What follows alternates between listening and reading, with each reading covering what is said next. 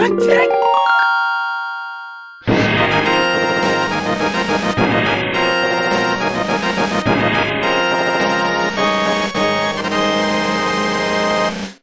and welcome back to recreating The Legend of Zelda: A Link to the Past inside of Minecraft. In the last episode I showed you the fire rod and how I coded it in the game, and in this episode we're covering a very similar item.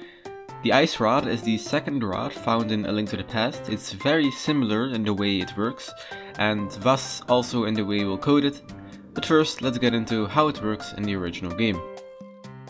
In A Link to the Past, you obtain this ice rod in the ice cave. Since we haven't recreated the ice cave yet, we will begin by analyzing how the item itself functions.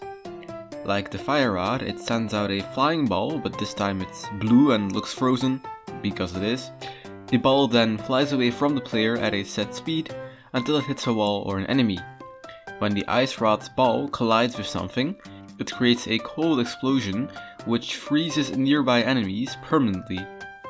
It can also kill certain enemies in a single hit, like crows. Since we've already coded the fire rod in the last video, coding the ice rod is very similar. The item itself is once again a carrot on a stick, since we can use that specific item to detect when it's right clicked.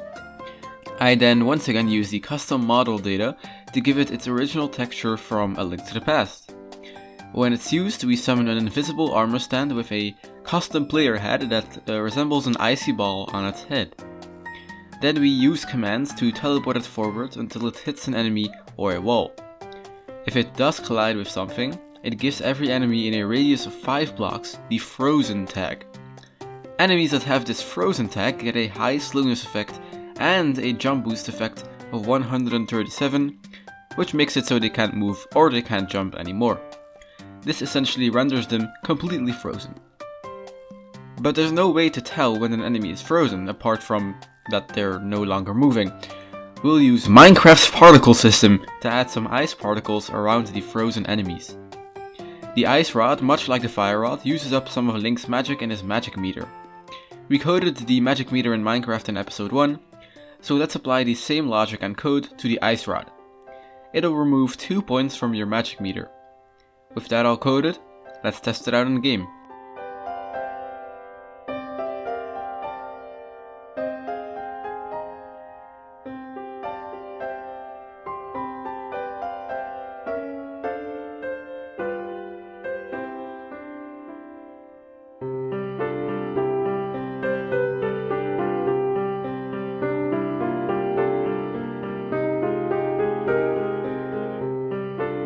There are two issues I'd like to address.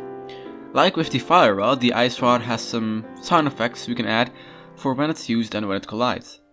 Let's add those using the resource pack once again, since it will feel much more realistic that way.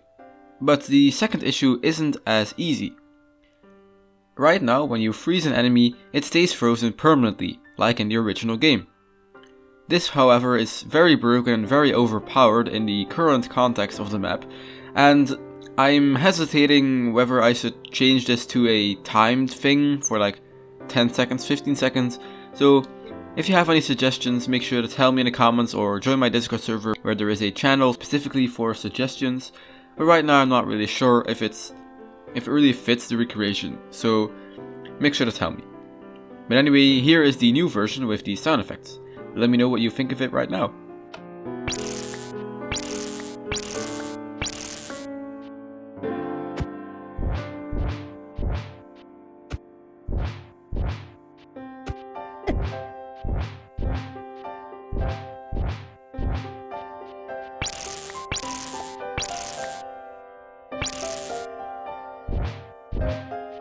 And there we go.